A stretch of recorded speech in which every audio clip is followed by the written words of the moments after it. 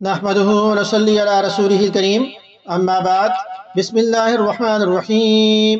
نبی اکرم صلی اللہ علیہ وسلم نے فرمایا، جب مومن کی موت آتی ہے تو اس کے پاس رحمت کے فرشتے سفید ریشمی کپڑا لے کر آتے ہیں اور اس کی روح سے کہتے ہیں، نکل، تو اللہ سے راضی ہے اور اللہ تجھ سے راضی ہے۔ اللہ کی رحمت اور رزق کی طرف اور اپنے رب کی طرف جو ناراض نہیں ہے تو وہ پاکیزہ خوشبودار مشک کی مارد نکل پڑتی ہے، یہاں تک کہ فرشتے اسے ہاتھوں ہاتھ لیتے ہیں۔ جب آسمان کے دروازے پر اسے لے کر آتے ہیں تو دربان کہتے ہیں، کیا خوب ہے یہ خوشبو جو زمین سے تمہارے پاس آئی ہے۔ پھر وہ اسے مومن کی روحوں کے پاس لے کر آتے ہیں تو انہیں ایسی خوشی ہوتی ہے جو گم شدہ شخص کے لوٹ کر آ جانے سے بڑھ کر ہوتی ہے۔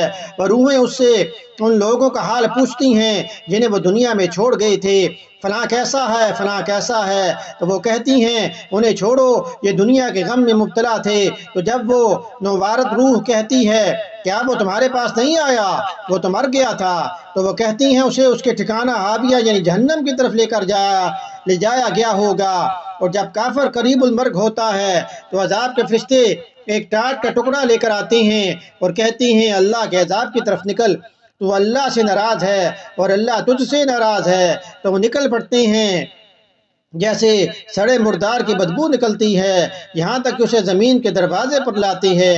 پھر کہتے ہیں کہ کتنی خراب بدبو ہے، یہاں تک کہ اسے کافروں کی روحوں میں لے جا کر چھوڑ دیتے ہیں۔ سنن نسائی حدیث نمبر 1834 میں اس کو روایت کیا گیا ہے۔